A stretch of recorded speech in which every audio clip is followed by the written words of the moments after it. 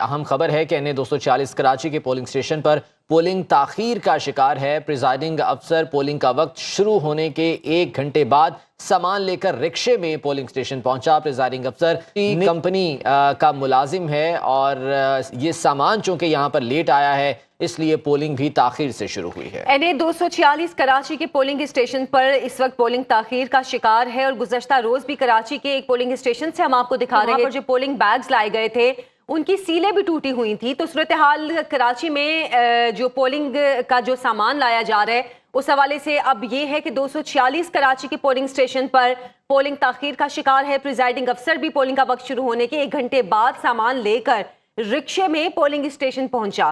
Presiding अफसर निजी company का मुलाजिम है और इस पर यकीनन इलेक्शन कमीशन को नोटिस भी लेना चाहिए कि 1 घंटा पोलिंग ताखीर का शिकार हुई है और अब तक पोलिंग शुरू नहीं हो सकी। एनए 246 कराची के पोलिंग स्टेशन पर पोलिंग ताखीर का शिकार इस वजह से हुई है क्योंकि वहां पर पोलिंग का अमला भी लेट पहुंचा और पोलिंग का जो सामान है वो भी ताखीर से पहुंचा है। जी हाँ बिल्कुल, और कराची के मुख्तलिफ हलकों में ये सूरत हाल देखी जा रही है। गुज़िश्ता रोज़ भी हमने देखा था कि कुछ ऐसे वाक़यात पेश आए थे कि जहाँ पर जो है वो पोलिंग का जो सामान पहुँचा था उन बोरियों के मुंह खुले हुए थे, सीलें टूटी हुई थीं, जिसकी वजह से कुछ यहाँ पर तहफ़्फ़ुज़ात का भी इज़हार किया गया था। ब्यूरो चीफ कराची शुएब बर्नी हमारे साथ मौजूद हैं और जैसे कि गुज़श्ता रोज से वाक़यात भी पेश आ रहे हैं कि पोलिंग का अमला भी ताखीर से आज पहुंचा है और जो पोलिंग का सामान लाया जा रहा था उसकी सीलें भी टूटी हुई थी और जो बॉक्सेस थे वो भी यहाँ वहाँ गिरे हुए थे।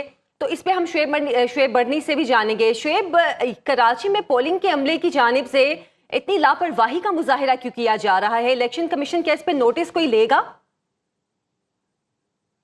जी देखिए, अगर कराची की इस वक्त बात की जाए तो कराची में इस वक्त वोटर को मुश्किलात का सामना है। वोटर्स का वोट जिस पे 8300 पे मैसेज करने के बाद जिस पोलिंग स्टेशन का पता चल रहा है तो जब वो वहां पर पहुंच रहे हैं तो वहां पर वोट नहीं है, वो कहते हैं कि आप दूसरी जगह जाएं। इसके अलावा एक ही घर में रहने वाले लोगों के वोट जो है मुख्तलिफ हलकों में चले गए हैं, जिसकी वजह से लोगों को मुश्किलात है। एक ही घर में रहने वाले मियाँ बीवी का वोट अलग अलग कॉन्स्टिट्यूंसी में डाल दिया गया है, जबकि वो एक ही घर के रिहायशी हैं, एक ही शनाख्ती कार्ड का पता है।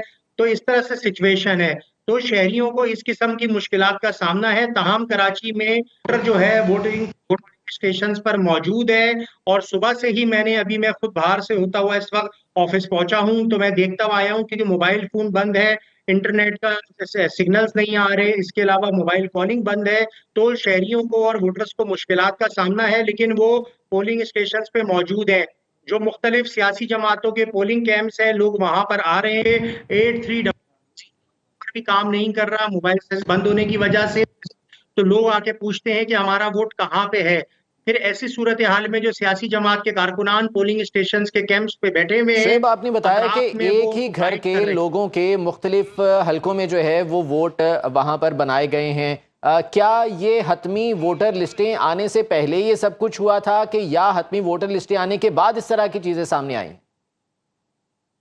देखें, लोगों की जानिब से 8300 पे जब मैसेजेस किए गए और 3 दिन पहले तक आपका पोलिंग स्टेशन नहीं पता चल रहा था कि कहाँ पे पोलिंग स्टेशन है। जब लोगों ने 2 रोज के दौरान मैसेजेस करे तो उनको पता चला कि का पोलिंग स्टेशन, मैं आपको इस तरह से मिसाल दूं कि जैसे एक ही घर में रहने वाले मियाँ बीवी हैं, अगर एक का सूबाई असेंबली का हल्का 100 पे वोट है तो एक का 102 पे डाल दिया गया है।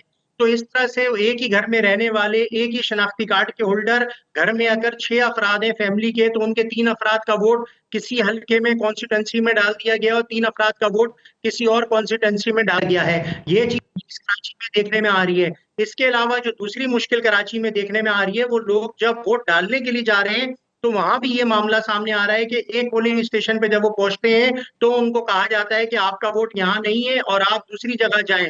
तो एक तो मोबाइल कम्युनिकेशन नहीं है, इंटरनेट बंद है, इसके साथ साथ मोबाइल फोन नहीं चल रहे, तो वोटर्स को मुश्किलात का सामना है।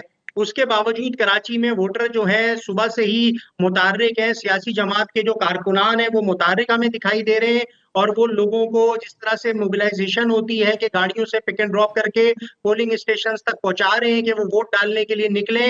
तो ऐसी ही सूरत हाल है कराची में। लोग अच्छा शुएब, हमने देखा था कि ये इलेक्शन डे से कुछ दिन पहले सियासी जमातों के दरमियान तलखी भी हुई और खासे एक दूसरे के खिलाफ लफ्जी हमले भी किए गए हैं। तो आज इसी चीज़ को मद्देनज़र रखते हुए सिक्योरिटी कैसी है, खुसूसन अगर जो हसास और इंतहाई हसास पोलिंग स्टेशन हैं वहाँ पर सियासी जमातों के कारकुनान आपस में एक दूसरे के सामने ना आ जाएं, कुछ ऐसे इंतजाम किए गए हैं वहाँ पर?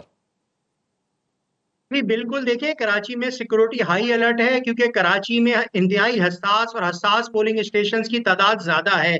और कराची में जिस तरह से पिछले एक हफ्ते में चार्ज पॉलिटिकर्स थे, जिस तरह पीपल्स पार्टी और एमक्यूएम के कारकुनान 3-4 मुकामात पे गुत्तम गुत्ता हुए, कहीं पे फायरिंग का तबादला हुआ तो कहीं पे बात तलखी और हाथापाई तक आई, तो उसके बाद सिक्योरिटी हाई अलर्ट है। कराची में इस वक्त हम देख रहे हैं कि पोलिंग स्टेशन के अंदर जो है पुलिस एहलकार मौजूद हैं और वो बगैर शनाख्ती कार्ड ओरिजिनल देखे बगैर किसी भी वोटर को अंदर जाने नहीं दे रहे, जबकि इलेक्शन का अमला भी मौजूद है। लेकिन जिस तरह कल कराची का एक हलका था, रात को वहां से बैलेट पेपर्स छीन कर ले गए थे, तो प्रेजाइडिंग अफसर ने फौरी तौर पे इलाका पुलिस को इत्तला करी थी। ये वाकया हुआ था डिस्ट्रिक्ट कोरंगी के अंदर के बैलेट पेपर की जो 2 किताबें थी, कौमी असेंबली की और 2 सूबाई असेंबली की, वो छीन के ठीक है, यहाँ पर जो है वो तमाम तर इंतजाम मुकम्मल हैं। शुएब, आपसे इस हवाले से वक्तन फ़वक्तन तफसीलात जानते रहेंगे। फिल वक्त बहुत शुक्रिया आपका।